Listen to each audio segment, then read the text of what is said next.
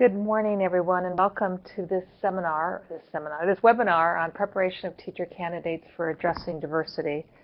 My name is Marquita Greneau-Shire. I am the Assistant Vice Chancellor for Educator Preparation and Public School Programs here at the Chancellor's Office, and I have the privilege of working with all of you as we think about how we best prepare candidates to work with diverse learners in our communities. At the CSU, as you know, we focus on recruiting, preparing, and supporting diverse and high-quality educators to meet the needs of children and their family in schools and communities. And we do this work collectively across the system. And we prepare graduates who are capable of disrupting inequities in our schools to serve all students well. Through the framework of the CSU signature pedagogies, we prepare graduates who collaborate with other educators and families to deliver high-quality education for all students, candidates who demonstrate culturally responsive practices to ensure that all students learn and grow, and teach and support all students successfully on day one as beginning teachers. I want to thank my colleagues Joan Bissell and Fred Huey who have put on this webinar and who have assembled a group of outstanding presenters. I'll introduce each one of them, and then I'll turn it over to Myra first. Myra Lara and Rachel Ruffalo from the Education Trust West, followed by Nancy Markowitz, Center for Reaching and Teaching the Whole Child, and then our CSU colleagues Jana Noel and Stephanie Biagetti from CSU Sacramento, Carlos Ayala and Kelly Estrada from Sonoma State, and Shireen Pavre, Tim Kern, and Jose Moreno from CSU Long Beach. They will present outstanding examples of approaches for addressing equity and diversity. And we envision this as a beginning opportunity to engage in this important conversation to ensure that the next generation of teachers and counselors and leaders are well equipped to work with our diverse communities. Thank you, and I'll turn it over to Myra now. Thank you for joining us. I'm Myra Lara. I'm here with my colleague Rachel Ruffalo, and we are glad to be here with you today to speak to you about how we think about preparing teachers to lead for equity. To begin, we'd like to share a little bit about the Education Trust West for those who may be unfamiliar. We are a nonprofit educational equity organization. We are focused on closing opportunity and achievement gaps through research, data, policy, analysis, and advocacy. We at the Education Trust West are based in Oakland, but we are part of a larger national organization, the Education Trust, that is based in Washington, D.C. and led by former U.S. Secretary of Education under the Obama administration, John King. We also have offices in New York and in the Midwest, but the Education Trust West specifically, we are focused on the state of California. So our work is specific, is regional, and is specific to the state.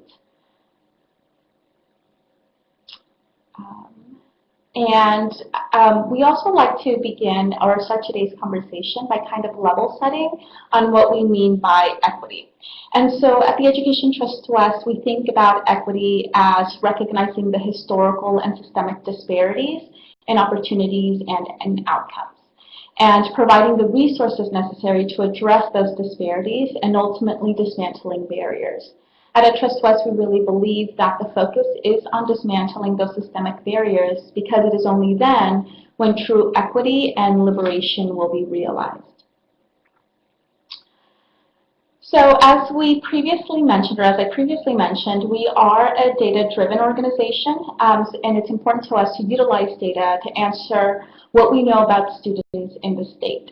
So when we think about students in the state of California, we know that there are over 6.2 million students in California public schools. We also know that there are over 65 languages spoken. We know that 61% of California K-12 students are underrepresented students of color. And for clarity, when we say underrepresented students of color, we are referring specifically to Latinx, African American, Pacific Islander, and Native students.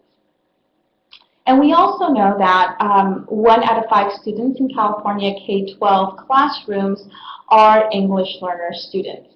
So it's greatly important to us to start with data and to really understand when we say students in the state of California, who we are really talking about and who are the students that we are serving in our public institutions. And recently, in partnership with Unidos US, we conducted a poll of parents of public school students in California. The results from those polls tell us that California parents of color say that improving education is a top priority for our next governor. The results from the poll also tell us that 8 out of 10 Black, Latinx, and Asian Pacific Islander parents agree that every teacher should be trained to meet the needs of English learner students. And so considering our student demographics in the state, in tandem with the results from our parent poll, we'd really like to focus today's conversation specifically on ways that teachers can and must lead their schools as advocates to equitably serve English learner students. And so with that, I'll turn it over to my colleague Rachel, who will go into more specifics on how to better serve English learner students. Okay, great. Thanks, Myra. So in the last 2 years, the Education Trust West has published 2 reports on English learner education, one focused on science and one focused on math. You can see the report covers on your screen. These reports, called Unlocking Learning, identify the promising practices in use in districts and schools throughout California that have better than average outcomes for English learners. And the report highlights insights that we believe are also relevant for teacher preparation. You can find downloadable copies of these reports and annotated bibliographies that we used in our literature searches on the Education Trust West website, and we will put that website on the screen on our last slide in just a few moments. One of the most significant findings of our research is that schools and districts that are experiencing greater success with their English learners have embraced a key instructional shift that all teachers are language teachers, regardless of their subject area, grade level, or the type of credential that they have. California's current standards reflect an emphasis on the use of language and academic discourse to learn academic concepts in math and science. This additional attention to language simultaneously helps to build students' English language proficiency and content knowledge skills. So for English learners, this mutually enhancing relationship between language and academic learning reflects a really important paradigm shift. Rather than waiting for students to gain English proficiency before teaching academic content, we now know that we can and must simultaneously develop students' English proficiency while also building academic knowledge and skills. Another key shift that our research surfaced is an ideological shift. Schools and districts that have better math and science outcomes for their English learners have developed or adopted practices that embrace the belief that English learners and their families bring experiences and assets that strengthen their classrooms and school communities. Rather than viewing English learners as a problem that needs to be solved, these schools have really embraced what English learners and their families bring to the community as being very valuable. So for example, we noted in the report some of the practices that districts and schools use to make sure that they really truly understood the experiences of their English learners. So one of the districts featured is Alhambra Unified. They adopted a protocol that was developed by Dr. Ivania Soto, where teachers shadowed English learners throughout the school day to understand the extent to which students had opportunities to engage in rigorous learning and academic discourse. And they found that this process was like holding up a mirror to them and to what was happening in their classrooms.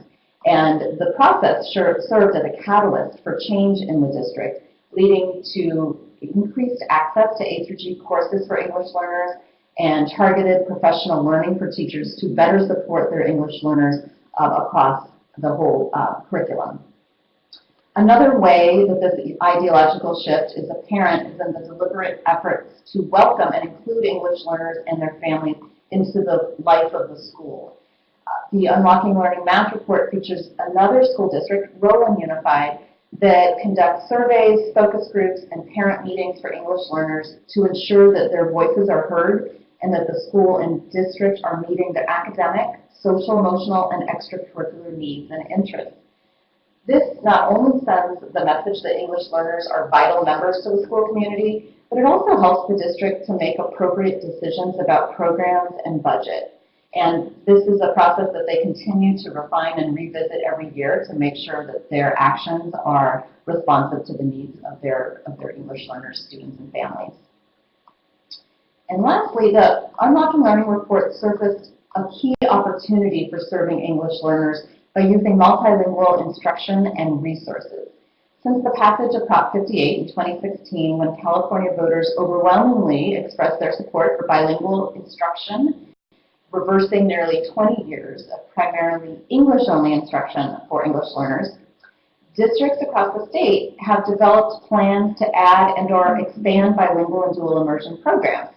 This is a promising development as research indicates that English learners who are enrolled in bilingual programs have better long-term outcomes, both linguistic and academic, than students served in English immersion programs.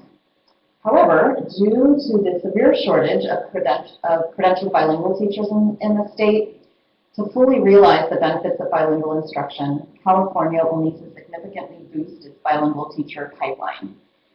The good news is that for new bilingual teachers and teacher candidates, this is a great opportunity to be leaders in helping to shape the future of bilingual and multilingual education in California. So it's really a great opportunity that we hope the CSU will help encourage their teachers to take on that leadership mantle. In closing, we want to emphasize that our research really underscores the power and essential role that teachers play in transforming learning experiences for students. We encourage the teacher preparation programs to promote the message that teachers are leaders in the classroom as well as within their schools and their communities. John B. King, Jr., President and CEO of the Education Trust, often speaks about the powerful role of teachers in his own life and in education across the nation.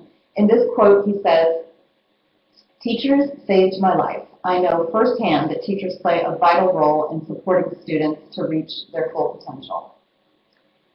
And lastly, this is our website where you can find all of our reports, including the Unlocking Learning reports that I spoke about today, as well as our contact information. Please feel free to reach out if you have any additional questions for either of us. And with that, we will hand it over to Nancy Laurier-Markowitz, Executive Director at the Center for Reaching and Teaching the Whole Child. Thank you. Thank you so much, Myra and Rachel. I assume everybody can hear me. What I'm going to be doing is talking with you first about who we are at the Center for Reaching and Teaching the Whole Child, the need for SEL lens, SEL-CRT lens in teacher preparation, connecting culturally responsive teaching practices and SEL, and introducing the center's anchor competencies framework to you. So it's a nice follow-up on what Myra and Rachel just talked about. We'll bring it down to the classroom level. First of all, the Center for Reaching and Teaching the Whole Child. We started at San Jose State University, and when I retired, I then took it as an independent project, and we're currently under the fiscal sponsorship of Community Initiatives. However, we continue to partner, thankfully, with San Jose State, as well as Sunnyvale School District, Children Now, the California Commission on Teacher Credentialing, and the CSU Chancellor's Office. So we're delighted about those partnerships. Our goals as a center include the following. Number one, integrating a social emotional learning and culturally responsive teaching lens into teacher preparation and classroom teaching. And I'll be talking more specifically about what that means. We're very concerned about connecting SEL-CRT with academic standards. And we focus on working with two generations of educators at the same time, teacher candidates and cooperating teachers. We hope to and are looking to impact teacher preparation programs around the country because we consider teacher preparation such an important part of the change in schools that's needed. And we look to provide a pipeline of well-trained teachers who come with this SEL-CRT lens. So the assumptions that underlie our work include, as I said previously, change starts in teacher preparation. And we think that that's incredibly important in bringing SEL-CRT into the classroom in addition to working with teachers already into the field. From our research, we found that teachers are asking for a common language around SEL-CRT, and that's what we're trying to provide. We believe that adults need to work on their own SEL-CRT skills as well as children. So it's not just focusing on the children in the classroom. We also believe that SEL must be addressed within the social, political, and cultural context. And that SEL-CRT lens that we'll be talking about fosters academic achievement and an equitable classroom. And finally, that all of this work takes time. And it's one of the reasons why teacher preparation is so important, because teacher candidates have a year to really practice and learn how to use this SEL-CRT lens in their teaching practice, and that's incredibly important. It doesn't happen in a one-shot workshop. So what is social emotional learning? We take the definition from the Collaborative for Academic, Social, and Emotional Learning, CASEL, and I won't read the whole definition, but the 5 major competencies that they identified include self-awareness, self-management, social awareness, relationship skills, and responsible decision-making. So it's both looking inward and the skills that one needs, as well as one's interaction with the outside world. So I thought this was an interesting study that was done by the Devereux Center for Resilient Students, and they presented it at AERA a few years ago. But it kind of explains how important social emotional competence is. If you look at, they explained the variance, and this was in Allentown, Pennsylvania, the variance in academic achievement scores in both reading and math. So they looked at the PISA scores, and the variance related to income and social emotional competence. And you can see how much social emotional competence can impact achievement scores in reading. And then you can also see in, although the next slide says reading at the top, that was an error. If you look in the circle, math PISA scores, it's referring to math. So both reading and math scores are heavily impacted by social emotional competence of the students. And so this is just one, there's many studies that have been done that have connected the academic learning with attention to social emotional learning skills. So what we've done at the center is we focused on the development of a lens as opposed to the development of another program. And the lens is intended to cut across all academic areas and classroom management. And the rest of this presentation is kind of explaining all of that. So first of all, we talk about the social, emotional, and cultural dimensions of teaching and learning. And that was from the beginning when we did our work at San Jose State. There was a real concern that we needed to focus not just on students, but on teachers as well.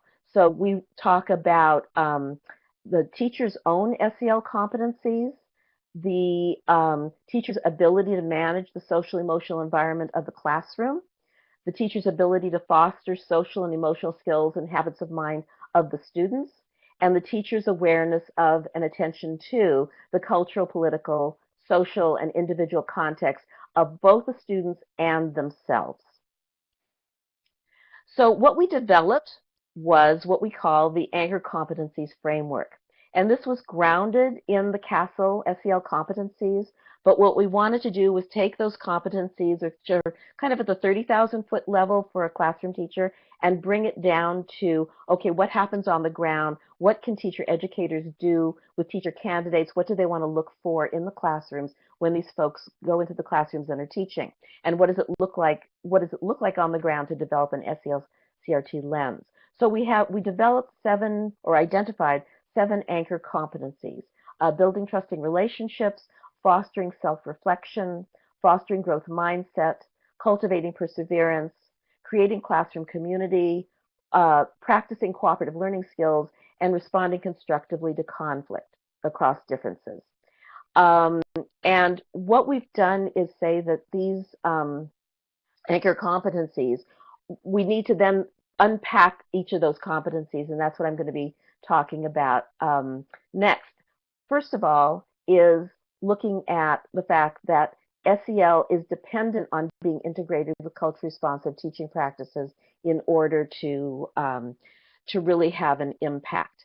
And this is following up from our last presentation. So our definition of culturally responsive teaching, there are many out there. We've used Geneva Gaze, which is using the cultural knowledge, prior experiences, frames of reference, and performance styles of ethnically diverse students to make learning encounters more relevant to and effective for them. So what we developed is this very dense-looking framework. We call it the Anchor Competencies Framework. And what I'm going to do now is take you through each of the rings of this framework and how we built it out. So first, we start with the goals, and that's in the center. And the goals of this work in developing this lens and using the lens is providing a safe physical, social, emotional, and intellectual learning environment, building resilience in a sense of optimism, building intellectual capacity, and developing empathy for self and others, and also responsibility for self and others. Then the first ring is deals with the context, because that's so critical. And it's the context that both the teacher and the students bring to the classroom. And those contexts include the individual, community, cultural, and socio-political. Again, we're drawing from the research that Ed Truss talked about. We talk about the whole person and the fact that anything that we do related to social emotional skill development has to be done within these various contexts, and that people need an opportunity to examine what's going on. And hence, we talk about, in our next ring, developing the SEL-CRT lens, which is an iterative process. It keeps going around. And you can see off to the left what is in the orange circle. The fact that to develop this lens, one needs to explore assumptions, see really powerful modeling, get a lot of practice, and reflect on that practice and keep going. And that, with the whole person, going back to the context, exploring one's assumptions about the context that we come from, and then practicing different kinds of strategies is incredibly important. And it needs to be done. There needs to be the modeling and providing practice and reflecting on that practice. So the anchor competencies are the next ring. That's getting down to when you're developing the lens, what are you developing the lens to do? And that's to bring in these anchor competencies. And you can see that we're bringing together actually a lot of what's been out there in different areas in education. Cooperative learning used to be its own thing. We often talk about growth mindset, or we'll talk about mindfulness practice. We're bringing this all together under one framework. And so we have the build trusting relationships, foster self-reflection, developing a growth mindset, cultivating perseverance, creating classroom community, practicing the cooperative learning skills, and responding constructively to differences. As I said earlier, these are the anchor competencies. These are not specific enough for bringing it into the classroom. So what we did was we said, okay, let's look at these anchor competencies and identify sample teacher moves. And the outside ring of the circle that I'm not showing here, but I'll show you in a minute, but it's on this chart, are sample moves. So for example, in building trusting relationships, one of the anchors, a sample teacher move would be developing rapport. But then we have to get even more specific than that. And so what we've done is come up with sample strategies, of which there could be many more. But to give you an idea, the 2-10 activity, many of you may know this, 2 minutes a day for 10 days. To develop rapport with students, particularly with that student who may be challenging for a teacher, actually getting to talk with that student for 2 minutes a day around something other than their behavior, other than academics, but just learning about them, can be very helpful in developing rapport. And it's something very specific that can be done and be practiced by teacher candidates. Another one, fostering growth mindset, one of our anchors. We know that it's not enough to just tell the students that if they try hard, they're going to get it. They shouldn't think that it's either they've got it or they don't in terms of a skill set, but that if they just keep practicing, they'll get it. Because we know that they're coming from a society and from a community that may be sending them different narratives saying that they can't do it, that they speak a different language and so they're not good enough. So the teacher needs to concentrate on, among other things, sending affirming counter narratives. And one way of doing that is through literature. And we give examples of wonderful pieces of literature that can be used to help students identify narratives they may be getting and then to develop counter narratives. So it gets from the more general to the very specific. So if you look at the whole framework here, what you see is that the outer side is the teacher moves, and that there are teacher moves for each of the anchor competencies. And beyond that, we have the guide, and the framework guide gets into the specific. We provide charts that give what the anchor competencies are, the sample teacher moves that go with them, and then sample teacher strategies, so that it gets very, very specific as to what's appropriate to do with students, and also what teachers can practice. One of the ways in which we've helped teacher preparation folks to start working with this SEL-CRT lens in their programs is to do a Teacher Educator Institute. And we're in our second year of doing that. It's a year-long program because, as I said at the beginning, it takes time. And we find that working with teacher educators over a year's time, having retreats and Zoom call meetings, that they are able to then start putting it into both their individual courses and into their programs, so that this SEL-CRT lens is woven through both the courses and the field work in everything that goes on in the program. And currently we have some wonderful programs from the CSU system that are involved, as well as Northeastern Illinois University, and Laverne University and University of the Pacific. And these folks, we're going to be having a study done that is, we're gathering data on the impact of this institute that we'll be sharing when the year is over. So this is our contact information. If you have any questions, we'd love to hear from you. And with that, I'd like to introduce Jenna Noel and Stephanie Biagetti from CSU Sacramento. Thank you so much. Thank you, Nancy. So I am Jana Noel, a faculty member in the College of Education at Sacramento State, and I am director of a large grant received from the U.S. Department of Education on developing Hispanic-serving institutions, and the remainder of the universities presenting also received this grant. So I'll be talking about that, but for now I'm going to pass it on to Stephanie. Thank you, Jana. I'm Stephanie Biagetti. I'm the chair of Teaching Credentials. And I'm going to set the context for how Sacramento State teacher preparation programs prepare our candidates for cultural and linguistic diversity. So I'm going to start specifically with our mission. When the Commission on Teacher Credentialing updated their program standards and their teaching performance expectations, we knew as a faculty, a teaching credentials faculty, that we had a lot of curricular revision that we were going to do. So we really wanted to ground our work in something. And at that time, the College of Education didn't have an updated mission statement, so we created our own collectively with everyone, all faculty engaged. So our mission is that we prepare socially just teachers and teacher leaders to be agents of change committed to equity and inclusion in culturally and linguistically diverse schools and communities. And this mission statement is prominent on our Teaching Credentials website, and it is something that anybody who comes to our website would understand that this is what we ground our program in. We offer 5 programs: multiple subject, single subject, 3 special education programs in mild, moderate, moderate severe, and early childhood special education.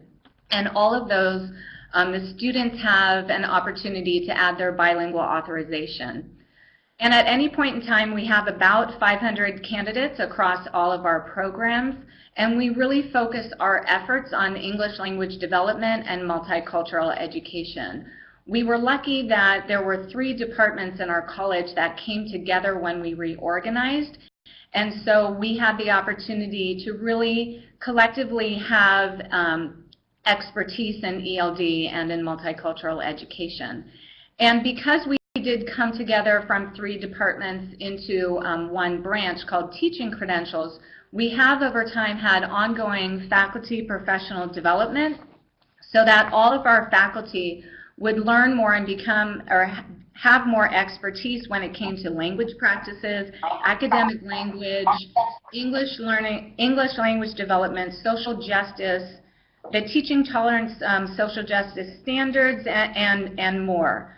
And that way we knew that across all of our programs we could prepare our candidates for cultural and linguistic diversity.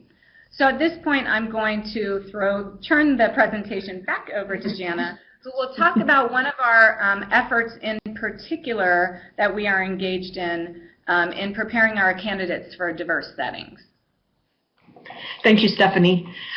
So the grant we received from the U.S. Department of Education, you can see all the details there on the slide. It's a 5-year, about $2.6 million. And we called ours Sacramento Comprometidas, which stands for Committed to Promoting Latinas in Teaching Careers. And the little @ sign there is not in error. That is our choice for Spanish language gender neutral symbol. So we couldn't put A or O, so we put the gender neutral sign there. The goal of the grant and the project is to increase the number of culturally and linguistically competent teachers. And we do begin with high schools, teachers and students in high schools, and then work through with the undergraduate students, and then all the way through the teaching credential students. And then the idea is then those teachers will then go back into their schools and communities. So we were thankful and I guess lucky that the state had recently passed a couple of pieces of legislation that helped frame our work for this grant. One is AB 2016, and this set the requirement that the state create a model curriculum for ethnic studies in high school. It does not require a course yet. We're still working on getting that, but now the curriculum as a model must be developed for the state. And then second, Prop 58, the Multilingual Education Act, everything that was sort of post 227 for those who are in the field, those helped us be able to set our framework. And then we use NLRAP, which stands for National Latino Education Research Agenda Project. And that is our framework underlying all that we do for this project, which is just affirming and building upon the linguistic and cultural heritage of Latino and bilingual students. And then we work to nurture Latino students from high school into teacher education and back into the community as teachers, and then importantly, to empower the next generation. So that frames our work. And we have 4 components. I'll cover them each briefly. On the right side there, you'll see sorry, my office light just went out. On the right side there, you'll see the 4 components. And then one of my co-PIs has really pushed us to consider it as an ecosystem rather than a pipeline, although, of course, it's a pipeline starting in high school, but the idea of an ecosystem is that all components would work together toward the final goal. So our first component is ethnic studies professional development, and the goal is to inspire students to be successful in high school, graduate, move along, and hopefully enter a teaching career and then back into their communities. And the idea is that the teachers and curriculum would value the students' own histories and cultures. So we provide a summer professional development program. Next year it will expand throughout the whole year. We're working with a group called Youth Radio out of Oakland to have an interactive media website to post videos and curriculum about ethnic studies in high school. In our first year, we had 50 teachers in our professional development. Next year, we're planning to have 200. Next, we have future teacher clubs and pathways. briefly, pathways are those more formal pathways in high school where there's A through G curriculum approved. We'll eventually work on those, but for now we're doing future teacher clubs.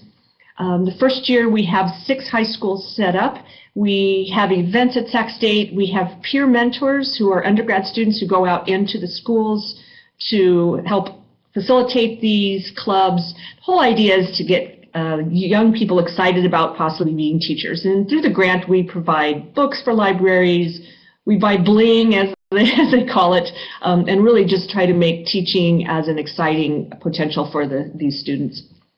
Third, when students are undergraduates, we have several ways of supporting them. One is through our College of Education Equity Office, and on an annual basis, over 2,000 students receive mentoring toward preparing for graduating from undergrad and then entering teaching credential. That 2,000 also includes students that are reached through events and recruiting sessions, and also the office goes out into schools. And then the next one is EduCore, and really this is one of Stephanie's main, she's been terrific about this, about getting this to become the largest one in the CSU. It's a celebration to highlight and support undergrad students who may want to be teachers. So through Stephanie's work, all faculty across all degrees on campus, all majors, are asked to nominate undergrads who they think would be terrific teachers. And then about 200 each year come in, and we have a huge celebration. Teachers come in, administrators, etc. And the idea is that it's a celebration of teaching. So there's always mentoring and advising, but let's celebrate as well. And then our fourth component is finally into the teaching credential program and bilingual authorization. So through the grant, we're working on refining courses, but especially we're working on PAR, which is Participatory Action Research. This is where faculty, teacher education students, K-12 students, teachers, and community members build collectives that conduct research and social action addressing educational disparities. And there's been some just terrific research published actually by one of our former students and faculty and these collectives.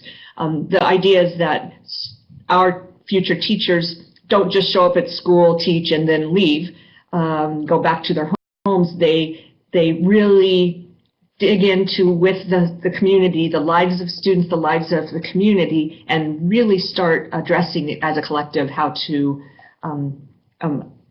work culturally and linguistically with the students. And then at the end, I always like to put NELRAP again, because that again is our idea, is that eventually our students will then go back in to their schools and empower the next generation. So that is Comprometidus, and we will go on now back to Stephanie to talk more about the overall work at Sac State. So building on what Jana said, I'm going to start with the work that we do in the field to prepare our students for cultural and linguistic diversity. So I'm going to focus primarily on our multiple subject and our single subject programs. And for those programs, actually, as well as all the others, we actually have field placement coordinators for each of the programs. And what this helps us do is develop relationships with the schools and the districts over time. And in fact, it helps us coordinate often having teacher candidates across programs be placed at the same school. So for example, you might have a special education student placed at the same school as a multiple subject student in inclusive classrooms. All of our field work is done in diverse schools. Sacramento State is in a large metropolitan area, and even though we have 500 candidates in our program, there are enough schools that have cultural and linguistic diversity that we're able to place all of our candidates in those diverse settings. We do focus primarily on the most diverse districts in the area that are closest to us. There's about 6 or 7 that we primarily work with. We place our students all in Title I schools where there are high EL populations, And what that does is it enables our students to practice in the field what they are learning in their coursework. And sometimes for our students, this is the first time that they've been in a diverse setting out in the school. But they come to our program specifically because we do place our students in Title I schools, and we have a foundation in social justice. Whenever possible, we do have our candidates do year-long placements. And so what this enables them to do is not only see what a school does from day one to the last day of school, but it really helps them develop those longer-term relationships with the students, with their families. And so we think that's a really good way to prepare them to work in diverse settings. We also have a co-teaching model in our program, and so all of our cooperating teachers go through this co-teaching training. And with co-teaching comes co-planning, so we know that our candidates can draw on the expertise of our cooperating teachers who are most familiar with their school context, with their students, and with the families. So it's a great model for preparing our students. All of our students in our single subject and multiple subject program also go through home visit training. So we do work closely with our community partners to bring this training to our candidates. And many of our local schools also have their teachers do home visits, so that, again, our students can build relationships, closer relationships with the students and with their families, and really understand kind of the context of the students in their home lives so that they can bring that knowledge into their teaching. So switching over to coursework, we may or may not be unique in this aspect, but at the top of every single one of our syllabi across all of our programs, kind of front and center, is the California Teacher Association definition of social justice. And that is operationalized in all of our courses. That way, it's very clear to our students what we are talking about when we talk about social justice, and also that social justice is a thread that goes through all of our coursework. Several years ago, we were able to restructure our curriculum to actually include a standalone 3-unit class on English language development, and that has really helped our students become prepared for the linguistic diversity that is in our local schools. As for lesson planning, our candidates use the anti-bias framework, and so kind of bringing those ideas together, not only do they do content objectives, but they do language objectives on their lesson and social justice objectives on their lesson plans as well. Both in our coursework and then, of course, it translates into our field work, we focus on culturally relevant pedagogy. We also delve into cultural humility, where we teach our candidates how to learn about people who are different from them. In addition to that, we talk about how important it is to connect with families and communities. We talk about funds of knowledge, intersectionality, so that our students understand that you can be a female teacher of color, a bilingual female teacher of color, and how all of those play into one another. And we really work to identify and combat colorblind racism. We have recurring discussions in many of our courses about double image, so seeing oneself through the lens of our students' families. And our candidates really grapple publicly in class with all of these core concepts and develop a language around the isms. Just a couple of examples of that is during the first weeks of the whole entire program, they do long introductions. And these are modeled by our faculty first, where they tell their stories about their family, about their education, about their culture, about their language, to kind of open themselves up and make themselves vulnerable, but also to develop that language. And then all of these ideas come together in a semester-long project called the Community Study, where they investigate all of these concepts both in their schools and in their communities. So that's how we work with cultural and linguistic diversity in our teacher preparation program. Our contact information is here on this next slide. And now I'm going to turn over the presentation to my colleagues at Sonoma State, Carlos Ayala and Kelly Estrada.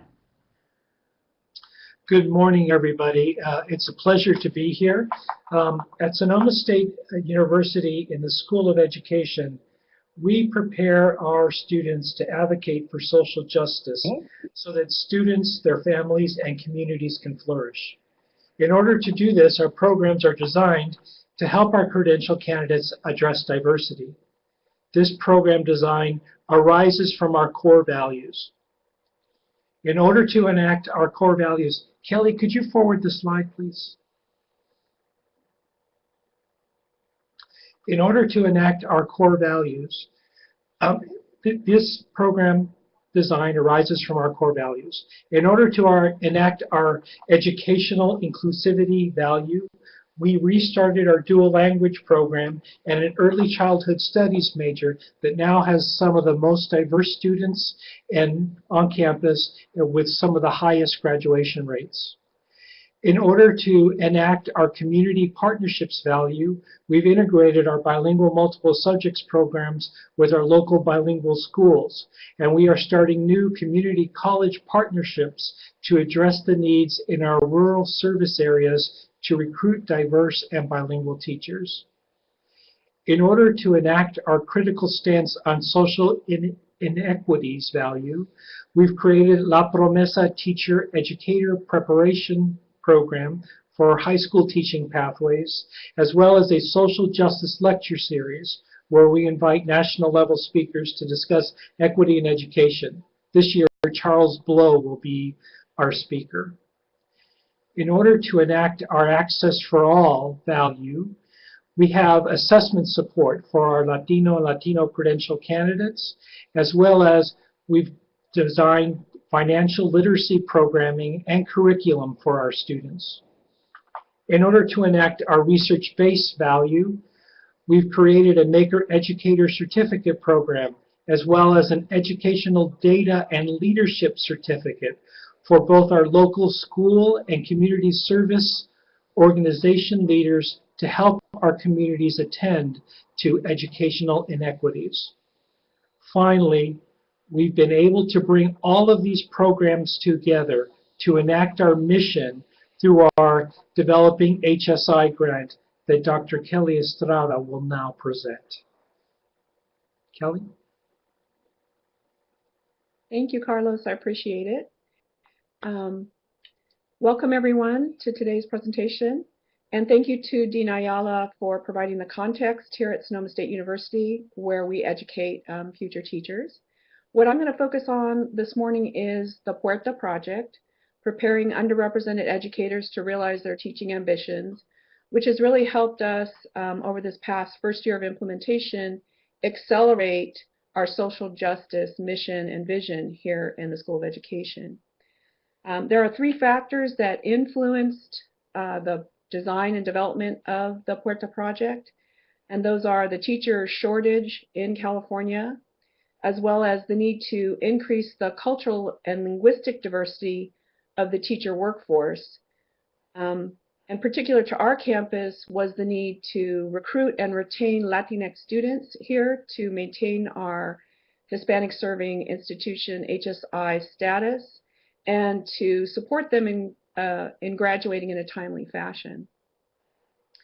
So you can see that reflected in the primary focus of the Puerta Project, which is to increase Latinx students who are qualified to teach in public schools. This is a $2.75 million DHSI grant from the U.S. Department of Education, and it's being implemented over 5 years. And starting in fall of 2017 was our first year of implementation.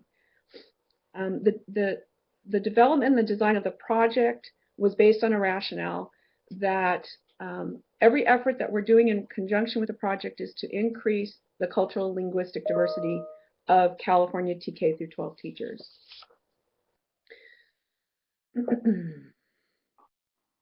The goals and objectives of the project reflect high-impact practices that are focused on student support.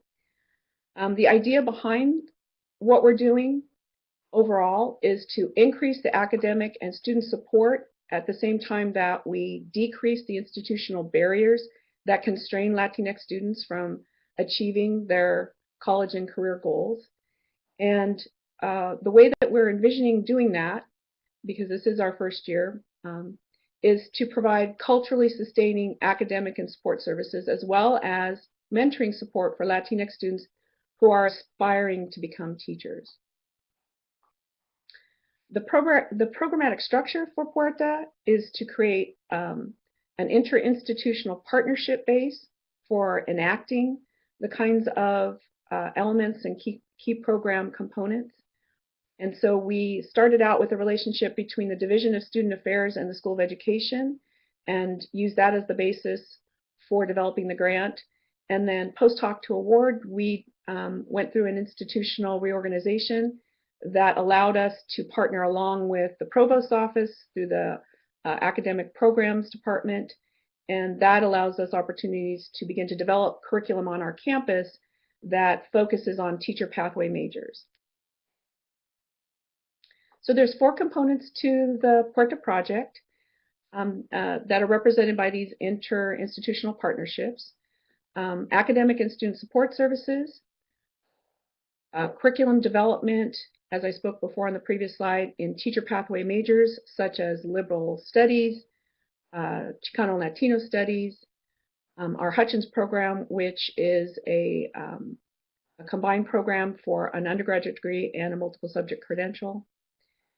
The third component is the social infrastructure that we're developing on campus to highlight the teaching profession, both on our campus and in our education community, and a multi-tiered assessment support system that is meant to support undergraduate students and post-baccalaureate students who are applying to our credential programs who are Latinx, meet the requirements for testing in terms of CBEST and CSET on their first attempt, that is, as they're getting into the credential program. Then we also support them with exam fee offsets for their teacher performance assessments that are required for the credential in the state of California. So now what I wanted to do was just talk about each of those 4 components in a little bit more detail. So the goal of the academic and student support services, which are really targeted towards our undergraduate students who are Latinx and are in these teacher pathway majors, is modeled off of the EOP services that we already provide to students on campus, which is provided by full-time professional advising support staff who create a caseload of students and provide one-on-one advisement in terms of both academic and student support.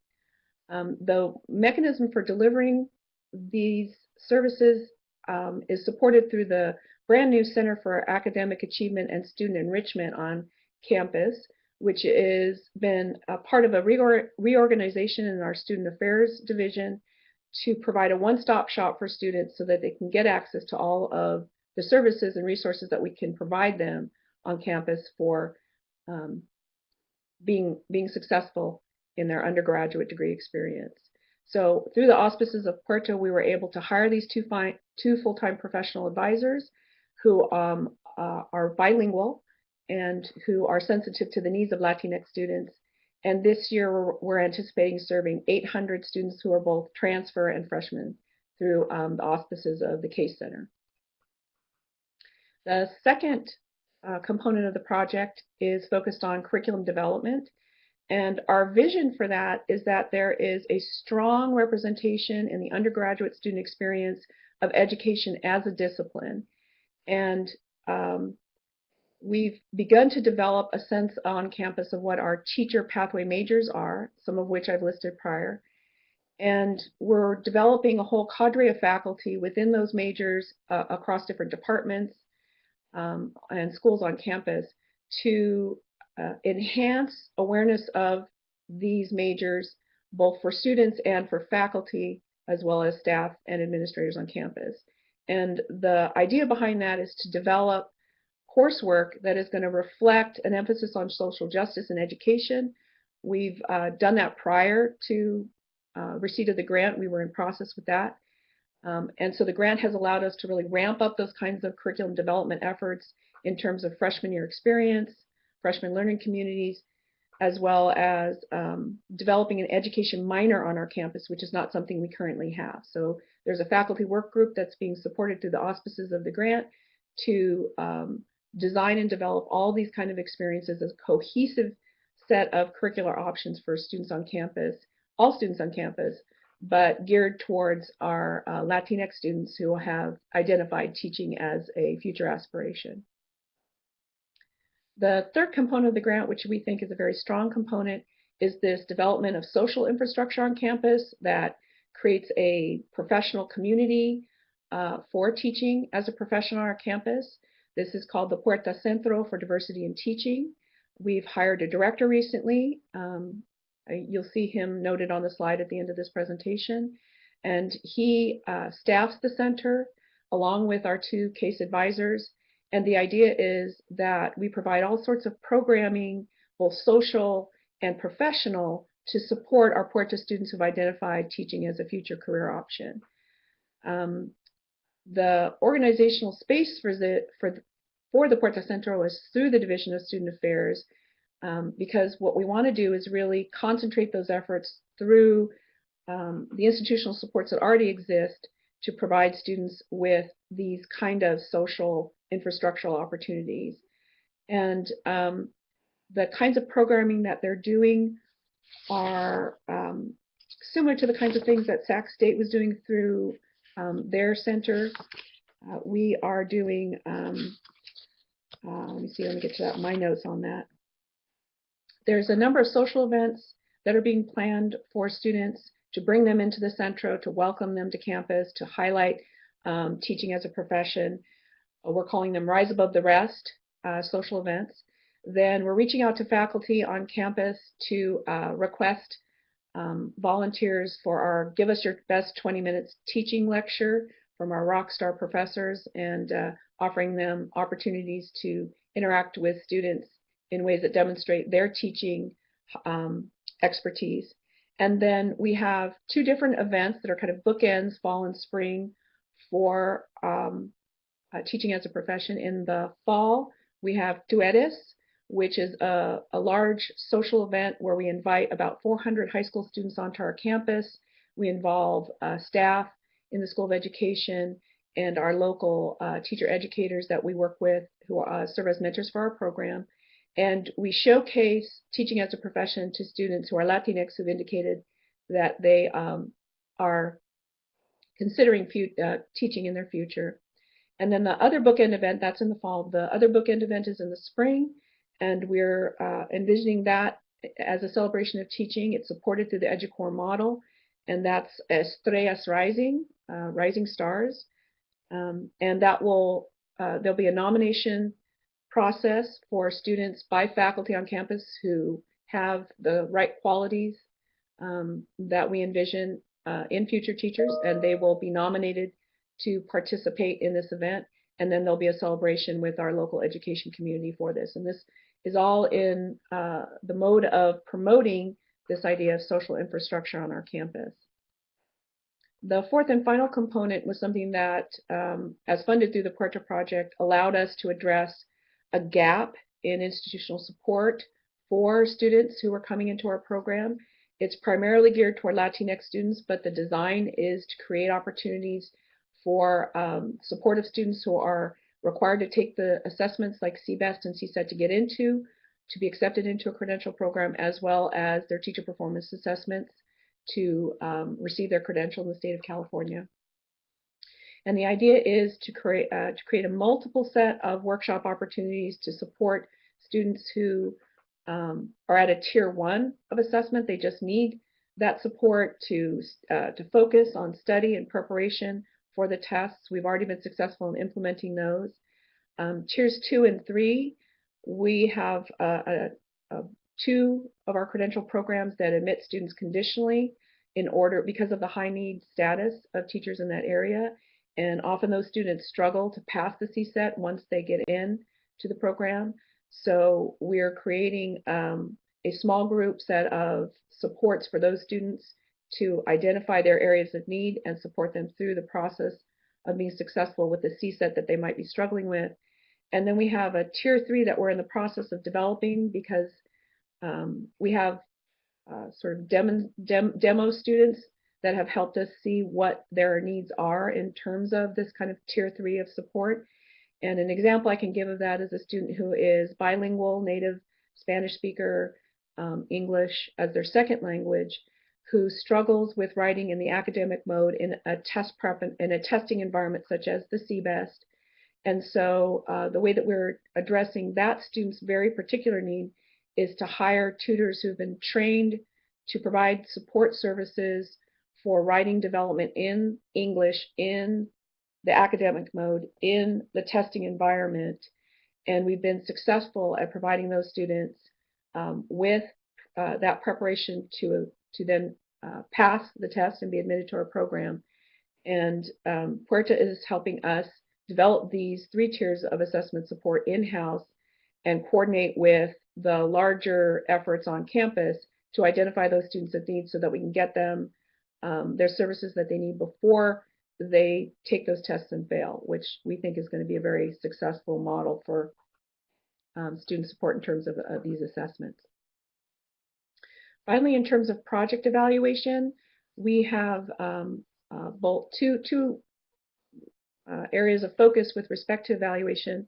The reporting that we're doing for the Department of Education, which is on an annual basis and then will be required of us at the end of the project, as well as applied research that we're doing as the faculty associated with the Puerta project. So we're using a mixed methods approach, and we're collecting university-wide data on recruitment, retention, graduation rates, et cetera, with respect to Latinx students, as well as our general population of students. We're looking at the achievement gap on campus, which exists between Latinx students and the general population, and we're targeting our supports in the project to address those gaps in such a way that we can accelerate students' achievement over the life of the grant. We're also doing qualitative research with respect to the academic and student support services, and we have both an in-house evaluator who's a faculty member here in the School of Education, as well as an external evaluator who are working in a combined fashion to support our work in doing this kind of data analysis. So here are my colleagues in the project. Dr. Casessa couldn't be here today, but she is a very valued co-PI in the project, and I couldn't do this without her. And here's other members of our support team who've been working over this first year to implement Puerta. And with that, I'd like to turn it over to our colleagues at Cal State Long Beach, Shireen Pavri, Tim Kern, and Jose Moreno for the next presentation. Good morning again from Cal State Long Beach. I'm Shireen Pavri. I'm Dean in the College of Education here, and we look forward to sharing with you a little bit about the work that we are doing to prepare our candidates for cultural, linguistic, and socioeconomic diversity. I will begin with a broad overview of how we address these critical focus areas in our initial credential programs, and then hand it over to my colleagues, Tim Kern and Jose Moreno, who will highlight some of the work that we're doing in the college through our U.S. Department of Education Title V HSI grant, much like you heard from Sacramento State and Sonoma State. So, turn the slide, great. So one of the strategic priorities established by our college relates to inclusive excellence. And we have a strong focus here in all of the work that we do in the areas of equity, access, diversity, and inclusion. This includes critically examining our college climate and culture, reimagining ways in which we recruit candidates, as well as faculty and staff to come work in our college and seek their credentials and degrees from us, with a particular focus on outreach efforts for our underrepresented students through our PK-12 system, as well as our community colleges and other community partners. We are also addressing linguistic diversity through multiple bilingual authorization programs. And the university has a strong initiative now towards enhancing diversity of our faculty so that our faculty better reflect the diversity of our region and also of our PK-12 student body. The core mission of each of our credential programs is promoting equity, excellence, and educational and life outcomes for all PK-12 students, with a focus on preparing candidates to work in diverse urban schools. And our programs embrace multiple dimensions of diversity, starting in our prerequisite courses early in the program, where we target topics such as historical evolution of public school programs, foundations of multicultural education, social justice issues, issues of access and equity, culturally responsive pedagogies, and multiple curricula such as anti-bias and anti-racist curriculum. Candidates initially learn to meet the language and learning needs of our English learners in specific courses that are offered early in their credential program, some of which are listed on the slide here. And our candidates learn evidence-based strategies to address the needs of English learners, including techniques such as the Sheltered Instruction Observation Protocol, SIOP, which was developed by Jana Echeverria and Mary Ellen Vogt, who were former faculty here at Cal State Long Beach. We also make sure that candidates have multiple scaffolded opportunities for clinical practice through early fieldwork and through fieldwork that accompanies their methods courses, as well as strong student teaching in diverse urban classrooms, where they get to then put into effect a lot of the practices that they have learned about through their coursework. So with that, I'm going to speak a little bit about our bilingual authorization programs. We have a Spanish BILA program, which we've recently started our undergraduate ITEP BILA program, as well as have a post-baccalaureate option in Spanish BILA. And we also are part of a consortium in the LA area that offers Asian language BILA programs, including in the areas of Korean, Mandarin, and Vietnamese. So with that, I'll turn it over to Tim to talk to you a little bit about our HSI efforts. And we're going to move our screen. Keep going. And there's Jose. Okay. Hi, I'm Tim Kern. I'm the director of the single subject or secondary ed program here at Cal State Long Beach. And Jose? Jose Moreno, associate professor in Chicano and Latino studies and former chair of the department. And we're the co-PIs for the project, and we're going to kind of tag team, going back and forth and talking about different aspects of the project. Our project's called the Caminos Project. Like our colleagues that you've heard from previously, this is another project that's been funded by a federal HSI teacher prep grant, 5 years in duration. Ours is very wide in scope. We're generally looking at working with kids that really start in middle school, all the way through to our students, all the way through postgraduate certification. Ours is not a cohort model. Various aspects of the grant, the intervention takes place wherever students are in this rather broad spectrum. Our project aims, as you can see, are similar to what we've heard from our colleagues. We want to engage Latinx youth to consider teaching as a career and profession through community engagement, and I'll talk more about that. We want to promote early decidedness for Latinx students to enter, persist, and complete what we call pipeline majors that meet accredited state subject matter preparation standards. That would be liberal studies for multiple subject and 9 different majors across our 9 secondary programs, 9 undergraduate majors. We want to expand the number of Latinx candidates who obtain initial certification and who do so in a timely manner. As we all know in the CSU about the timeliness to degree initiatives, and the timeliness also extends not simply in terms of obtaining their undergraduate degree in one of these pipeline majors, but also in terms of their ability to achieve postgraduate credential certification. We also want to build the capacity of the teacher education program via faculty development and culturally relevant pedagogies and teacher preparation programs. Jose will talk more about that, but basically we want all our candidates to be able to teach in culturally relevant and responsible ways, not simply those that are part of this or directly part of this project. So we have a community engagement piece, and that we've been working with our colleagues in the Center for Community Engagement on our campus. Essentially the way this is working is that we're working with local Latinx youth groups in the Southern California basin. These are students that are in middle school and in high school.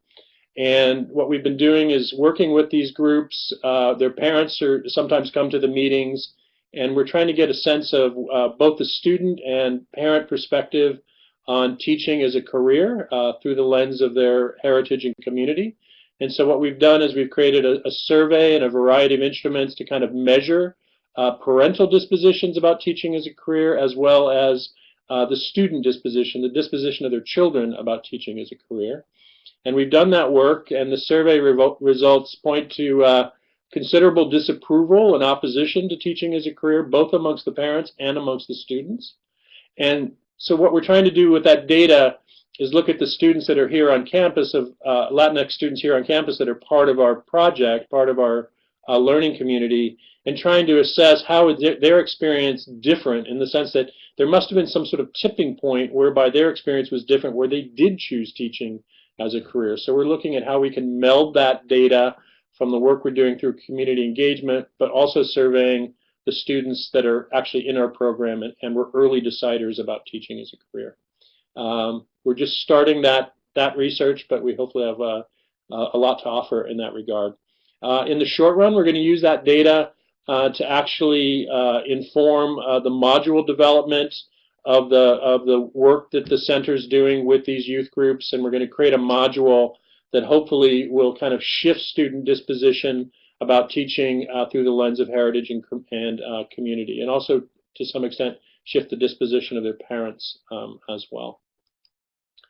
A second component of our project is thinking about subject matter preparation. We're trying to take advantage, sort of leverage the advantages that we already have as an institution. Our secondary program is very, very large. I believe it's the largest in the state. And 75% of our candidates actually come into the credential meeting their subject matter authorization through accredited subject matter preparation programs, as opposed to the CSET. And we want to take advantage of that and in such a way that we can create more expedited pathways into these subject matter pipelines to create some early decidedness about candidates. So when they come to us, either as first-year students or as transfers, they have a really direct idea that if I want to be a science teacher, I need to major in X and follow this curriculum to meet subject matter certification, as well as the dictates of the actual degree. So we've been doing a lot of work in trying to basically create an expedited model whereby thinking harder about GE and replication that might be happening in their subject matter course requirements, their GE requirements, and trying to create more expedited, precise pathways through these majors, not to just reach timeliness to degree, but also timeliness to get into the postgraduate credential program. As part of this work, we're also thinking hard about how these subject matter courses are taught, and Jose will talk more about this. We're also interested in ensuring that faculty that are teaching these subject matter courses are also familiar with culturally responsive pedagogy and culturally responsive content, right? That they're making content choices in their subject matter courses which relate and engage with the students that they're teaching, particularly those that are involved in this grant. We're also, in our curricular reforms, we're not only trying to create more expedited subject matter pathways and through these pipeline majors, but we're also trying to create curricular space, if you like, so that our students could also do minors or double majors in Chicano Latino studies, as they also meet the subject requirements of the state and the requirements of the bachelor's degree. So we're trying to align the curriculum in Chicano Latino studies through minors and double majors to these pipeline majors and pathways. And lastly, we want, once this work is done, and we're hopefully finishing that this year, we want to have really good, clear information about these pipeline majors in appropriate flyers and information to give to high school counselors and our community college partners to promote early decidedness amongst students in the community colleges or in the high schools. So they can, you know, the sooner they can make this decision, join one of these pipeline majors, the greater the likelihood that they can also, in fact, do the double major or the minor in Chicano Latino studies. So I'm going to turn over to Jose here, who's going to talk about another aspect of our project in terms of student support. Thank you, Tim, and buenos dias, everyone.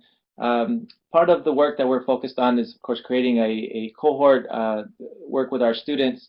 We've had previous HSI grants and looking at the literature and reviewing the literature on student success efforts that we've engaged in here on our campus, but also in the higher education literature overall.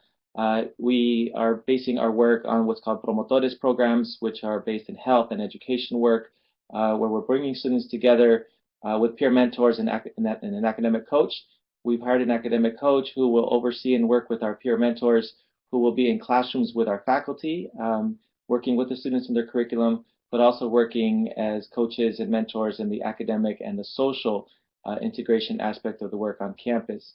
Our campus overall has done a relatively good job of increasing graduation rates of our Latinx students on campus, closing those opportunity and achievement gaps. We want to make sure that they just not only survive, but that they thrive here on our campus and pursue the career in education as we discussed earlier. The work we're doing with our coaches and our peer mentors is engaging in workshops and individual mentorship opportunities that will promote with them a knowledge of financial literacy, and again, academic and social support with one-on-one efforts, but also really ratios of 10 students to 1 peer mentor, so they can develop a relationship with someone on campus who has been through the process that they're going through, and that can really become that anchor for them on campus. In addition, we're developing Latinx education seminars and workshops to support the retention success of the students. In essence, we're looking at how do we help them thrive internally. So again, through those financial literacy and support workshops, we're expecting to increase the retention and success of our students in developing them through those seminars. In addition, we're looking at these models of supplemental instruction, if you will, where we're developing seminars to expand their knowledge. While many of our students will be involved in our courses, in our curriculum, some of our Camino students may not be involved in some of the core courses in any given semester. And so we want to sustain a cohort type effect for them. We're developing these seminars that will expand their knowledge in the content area of Latinx education. So we'll ask scholars on our campus and others to come and engage with our students so they could further expand their knowledge base and content in history, in sociology, and psychology, and of course in ethnic studies in and of itself. Lastly, on the component of support, we also want to connect our students in terms of their social capital, if you will, and their social network of bringing folks on campus who are current practitioners in the field so they can inspire and affirm their decision to become educators, but also to learn how to navigate the politics of what it means to work in systems change in the respective systems that they then are employed in. This is especially necessary for us because not only are we looking at increasing the proportion of Latino or Latinx students in the workforce, we know that most of our students will not be Latinx in terms of our current makeup, so we want to make sure that everyone is prepared to navigate Latinx context. And then I'm going to talk just briefly about another component for our postgraduate students that are part of the Caminos project. And again, this isn't a cohort model, so initially these are folks that were undergraduates here but weren't part of Caminos. So basically what we're trying to do here is also establish, as opposed to a learning community, teacher-mentor partnerships and networks. So we're working with local teachers who are particularly effective in Latinx educational settings across our 9 secondary programs and our multiple subject and ed specialist credentials. And the idea here is that we're trying to create mentorship between these teachers and our Camino students.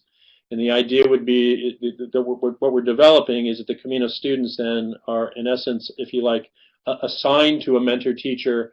And the beauty of this model is that they'll have a kind of continuity of experience from clinical practice through student teaching, whereby they'll be working with the same mentoring figure, both in their coursework and the clinical practice associated with that, and in student teaching, which is, I think, a really important advantage for success in student teaching, is to have a kind of firm professional relationship that's been developed not simply in one semester, but over a couple of semesters in that regards. We're also working on experimenting with this teacher-mentor network and creating more of a sort of a rounds model that's like come out of the University of Michigan. But the idea would be is that our students are in fact partnered or paired with these mentor teachers, and in some cases they will be student teaching in a sort of paired teaching environment whereby they're not co-teaching but they're pair teaching. So period 1, the candidate A has period 1, period 2, candidate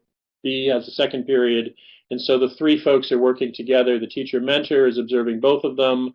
But as we know from research, our students learn a lot from each other. And the idea is that you're working with another teacher who is, in fact, built the same relationship with the mentor teacher, or excuse me, pre-service teacher. And they're also working in pairs and observing and giving each other feedback and co-planning. We think that's a really good model. And so we're also hoping to leverage that through the grant as well. So I'm going to return back to Jose about culturally responsive pedagogy. And I'll just briefly conclude with this component, which is, for some of us, all of us actually, one of the more exciting parts of the grant, which is HSI grants are intended to truly build the capacity of an organization so that once the money is gone, you've actually built the cultural capacity to keep doing the work. So what we're doing is we've developed 9 modules with 15 plus faculty here in our School of Education combined with our College of Liberal Arts faculty to develop a common understanding and shared understanding of not only the theory but the practice of culturally relevant pedagogy in their own classrooms here, so that as we're teaching teachers to teach culturally relevant pedagogy, we're actually implementing and doing it ourselves as a way to model. In addition, we're engaging in self-critique of what it means to be a culturally relevant practitioner and pedagogue, so that we're constantly in a reflective mode, which is what we want to train our teachers to do in order to prepare for what we call a cultural literacy, so they can learn how to read culture and then understand, not to essentialize, but really to move with students and communities as they move.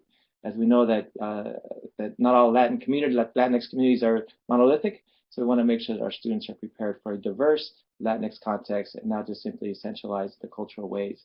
So we have 9 modules we're working with faculty, and we're developing rubrics and metrics, and we're actually doing co-development, co-construction of that professional development, so that we ourselves, again, are trying to model what it means to be a culturally responsive institution. In addition, we're figuring out ways to measure how CRP itself is an effective tool and pedagogical method to improve student achievement in our classrooms, but also to better prepare our teachers to help those students in those classrooms. And then lastly, taking that work up to the campus level, so that at the campus level, if all teachers, all faculty are engaged in this work, then we truly believe the capacity that is intended with this grant will be met. Okay, and we're going to hand this over to Joan and Fred.